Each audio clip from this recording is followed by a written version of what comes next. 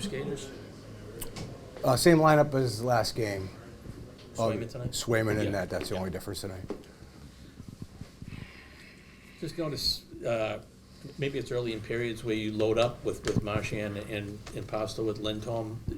Is that just for a jump start? Is there anything more behind that? No, just to maybe try to generate some more offense from putting those guys together.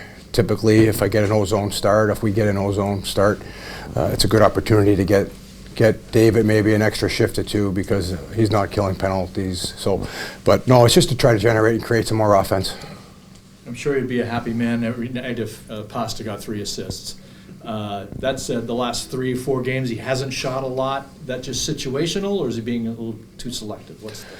Well, I think that we'd all like to see him shoot a little bit more in those situations. He's a gifted offensive goal scorer. He's a gifted player offensively. So typically he makes the right reads on those situations. I said this before. Sometimes you have to let those guys, give them some space and try to find their game offensively. I think it's coming for David. Hopefully, when he gets in those situations again, maybe he'll decide to shoot on that 2-on-1 instead of pass it over. But those are plays that happen during the course of a game. He's got to make the decision. Where do you see Lindholm's comfort level? Do you see it growing now? Yes, I think that every game he seems to be more comfortable with how we want to play with our systems that are intact. And I think it was a little transition for him defensively, especially how we play with our low forward doing a lot of the work. Not so much man-on-man. It's a little bit of a handoff situation for him, and just getting used to playing like that. And he started out with a different line at the beginning of the year, and now he's playing with Marshy more than he was with David at the beginning of the year. So that takes a little while as well. But I thought last game he was solid, 200-foot game again from him. Helped us offensively as well. He was able to obviously get on the score sheet as well. So, but I like the way his game's trending right now. Yeah.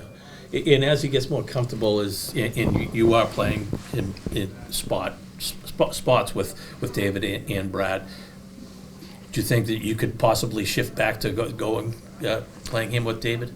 I really like the way Pav's been playing with Pasta. I think the two of them seem to have been hitting their stride better lately, and Pav's been playing really well, I think, the last few games. So I wouldn't tend to break that up right now. I think we like the situation we have with those two as a pair, with Brad and Lindy as a pair right now. But like I said, during the game, things happen. You change things around. You want to get a different look. Maybe it's an offensive zone faceoff. Maybe it's a defensive zone faceoff, right? So sometimes the lines will be shuffled.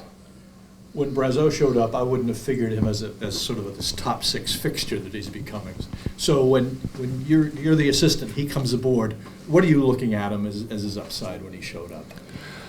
Well, I think we were just looking at a big body that went to the net that could generate some offense from us from a game that we needed more of, which was establishing the low to high shot with 2 on the inside, getting some traffic at the net front, and he does that. He does it consistently too, which is a bonus for our team, because that's something that we're trying to implement more with our group. But he's worked his way up to that line just by the way he's played, and he's a responsible player defensively. He does a good job in the defensive zone, and like I said, he complements, I think, whoever he's playing with by getting to the net. And if he keeps doing that consistently, he opens up space for his line mates when he does that, because now you have to be occupied with who's at the net front here. So he's probably taken it a little bit higher than we had anticipated, but good on him.